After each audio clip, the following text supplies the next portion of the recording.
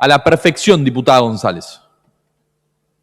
Bueno, para mí este beneplácito es un beneplácito merecido, más allá de que no lo hayan querido aprobar sobre tablas. Es un beneplácito que pone fin a la incertidumbre de la deuda o parte de la deuda generada durante el gobierno de Cambiemos. Nuevamente, un gobierno peronista tiene que hacerse cargo de pagar una deuda que no genera. Así como lo hizo Néstor Kirchner en el 2005, pagándole al Fondo Monetario Internacional y logrando que nuestro país pudiera tener soberanía económica y política y que nunca nadie más nos tuviera que dar recetas para poder gobernar este país. Así como lo hizo Cristina Kirchner cuando pagó el 93% a los tenedores de bonos extranjeros fuera del Fondo Monetario Internacional, quedando solamente un 7% de esos acreedores extranjeros sin acordar, entre los cuales se encontraba el Fondo Elliott del amigo del presidente Paul Singer, que judicializó ese acuerdo y que logró a lo largo de los años distintas situaciones judiciales, una de ellas establecidas por el juez Griesa, que no solamente embargó los activos del Banco Central de la República Argentina, embargó y retuvo la fragata Libertad, dio la posibilidad de que 500 nuevos inversores, luego de que procediera la demanda de los Coltados, pudieran ingresar al reclamo por la deuda argentina, paso que después, gracias a la apelación del gobierno argentino, se revirtiera, generando la inembargabilidad de los activos del Banco Central, generando que se devuelva la fragata Libertad, luego de que la Organización Marítima Internacional además certificara que era un buque militar y por lo tanto era inembargable, y por lo tanto, por esa situación, el amigo Paul Singer tuvo que abonar 8 millones de dólares por haber retenido en el puerto de Tana nuestra embarcación a causa de su causa judicial. En el 2015, además, con el gobierno de Cristina Fernández, se logra por primera vez en la historia que el grupo de los 77 más China generara un documento ante la ONU que estableciera 9 principios básicos para aquellos países que tenían deuda y pudieran reestructurar esas deudas, no solamente con el principio de buena fe en la reestructuración, sino también con el principio de inmunidad soberana y jurisdiccional en las deudas reestructuradas. En el 2016 asume Mauricio Macri y paga voluntariamente a los Coltados una suma de 9.300 millones de dólares, de las cuales 4.800 millones de dólares correspondían al Fondo Elliott de Paul Singer, aportante de campaña de Mauricio Macri por 2,5 millones de dólares en el año 2015. A partir de la asunción de Mauricio Macri, se labran distintos documentos, entre ellos, discúlpeme la pronunciación de mi inglés, que es muy básico, un documento a los inversores extranjeros que se llamó Argentina Lands of Opportunity,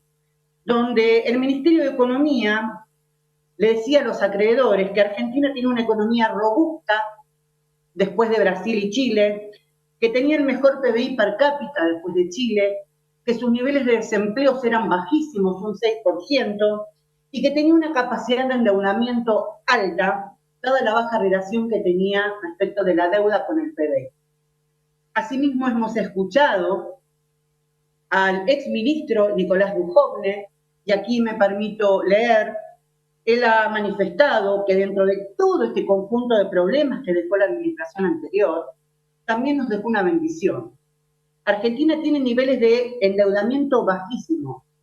tanto a nivel de gobierno como a nivel de empresas y familias. Y cuando él hablaba de este conjunto de problemas, se refería al déficit fiscal que había dejado nuestro gobierno. Entonces, para evitar ese déficit fiscal, el mejor equipo de los últimos 50 años levantó el cepo, sacó las retenciones, eliminó los bienes personales, abrió la importación indiscriminadamente y por sobre todas las cosas, levantaron las restricciones de aquellos capitales golondrina. Toda esta coherencia para evitar que siguiéramos profundizando o agudizando el déficit fiscal. Luego de esto comienzan a tomar deuda. ¿Recuerda usted el bono a 100 años de Toto, el de la Champions League? El Messi de las finanzas. Y una mañana nos levantamos los argentinos con un presidente que dice: hemos iniciado conversaciones con el Fondo Monetario Internacional. Por supuesto que ese endeudamiento de 57.000 millones, de los cuales entraron 44.000 millones, no pasó por el Congreso, por esta situación de que el gobierno anterior era un gobierno que valoraba la democracia, la institucionalidad y coso, y por eso no lo pasó por el Congreso. Y caímos en default, aunque al gobierno del mejor equipo de los últimos 50 años le gustaba decir la palabra reperfilamiento, era más cheto. En el 2019 asume Alberto Fernández. Le habían propuesto los acreedores a Alberto Fernández que postergara el pago de la deuda por un periodo de 4 años, que no tenían problema, pero sin embargo el presidente Alberto Fernández dijo que él no podía patear el problema para adelante si no se reestructuraba una deuda. Y en aquella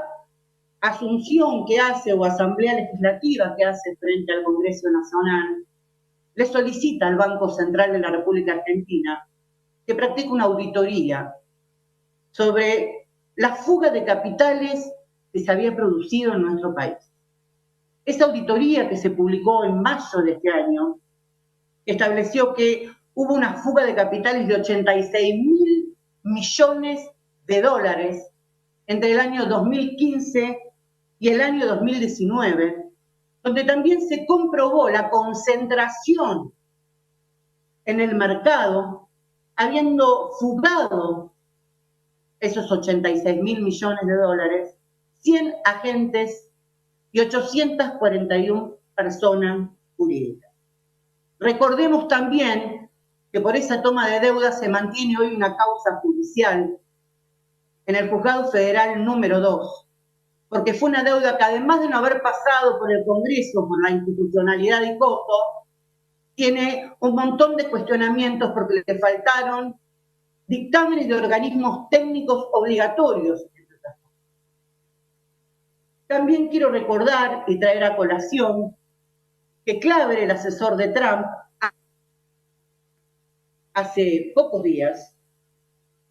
que la ayuda del Fondo Monetario de la Argentina fue una decisión geopolítica que ejecutó la Casa Blanca, así lo manifestó,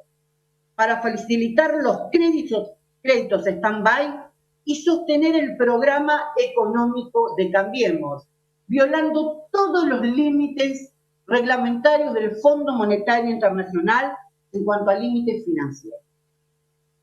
Pero llegamos a un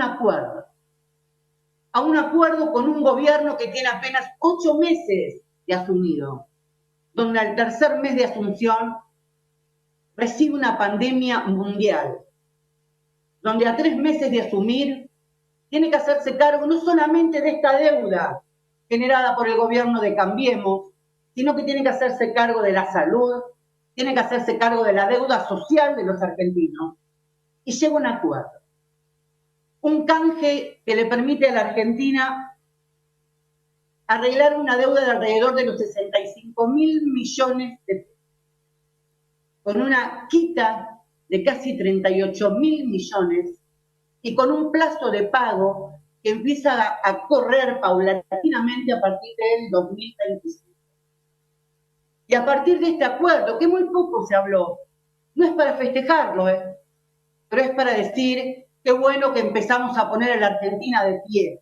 y que empezamos a darle certidumbre a los argentinos respecto a la economía y al plan económico que queremos poner en marcha. Cuando sale este acuerdo, empiezan a tuitear los grandes ministros de Economía que tuvimos del grupo de los últimos 50 años, y sale el Toto de la Champions League y dice, gran acuerdo. Claro, ¿cómo no va a ser un gran acuerdo para él? Si puede cobrar, si él era bonista. Y después sale Prat Gay, a decir que tanto tiempo por un acuerdo, que el acuerdo de Ecuador había sido mejor que el de Argentina. Y permítame que voy a leerle, porque quiero dar cifras que no están en la revista Anteojito. La Argentina reperfiló su deuda o reestructuró una deuda de 66.500 millones de dólares. En tanto, Ecuador, una deuda de 17.400 millones de dólares. Argentina logró una quita de intereses del 51%, Ecuador del 44%. Argentina logró un interés de promedio del 3,1%, mientras que Ecuador de un 5,2%. O sea, algo más de 2 pizzas. Finalmente, señor presidente, el acuerdo privado permite que la Argentina sea soberana en todas sus decisiones y así cumplir definitivamente las promesas de campaña, como dijo nuestro presidente Alberto Fernández, que es honrar las deudas con responsabilidad, sin ajuste y con crecimiento. Algo que también nuestro compañero Máximo Kirchner había definido como que los números cierren con la gente adentro. Y en esos números que van a cerrar con la gente adentro, también sí hay algo que tenemos que festejar, que fue coetáneamente al acuerdo con los acreedores, que fue la posibilidad de fabricar la vacuna para el COVID-19, en un acuerdo estratégico que lleva a cabo el gobierno de la Argentina y México para que la Argentina pueda producir la sustancia activa de esa vacuna, que luego va a terminar el país de México y que va a poder abastecer a toda Latinoamérica. Eso sí es algo para festejar, porque mientras tratábamos de acordar con los acreedores, también nos estábamos encargando de la salud de las argentinas y los argentinos. Ese expediente que también presenté, que sí era un beneplácito para festejar y que no han querido acompañar ni siquiera tratarlo sobre tablas, presumo que debe ser por una situación de que la vacuna la va a fabricar Argentina y México, algo así como México-Anzuela, y por eso no han querido acompañarla. Pero sí han salido a decir que gracias a Mauricio Macri con AstraZeneca iban a poder lograr esta vacuna, y no fue así. No obstante, lo importante de esta situación es que mientras hubo un gobierno anterior que dejó vencer vacunas, que en estos días hemos visto que se han desperdiciado vacunas incluso contra el sarampión en pleno brote, hay otro gobierno que va a poder producir esa vacuna y va a repartir esa vacuna a todas las argentinas y argentinos de manera gratuita. Porque esa es la deuda que vino a pagar Alberto Fernández, la deuda que tiene con los argentinos. Así que, finalmente, señor presidente, para nosotros es un beneplácito el acuerdo con los acreedores y es un festejo que la vacuna se pueda producir en Argentina. Y esperemos también que haya otras vacunas en Venezuela, en Cuba, y que las podamos utilizar. Muchas gracias, señor presidente. Muchas gracias, diputada Susana González. Tiene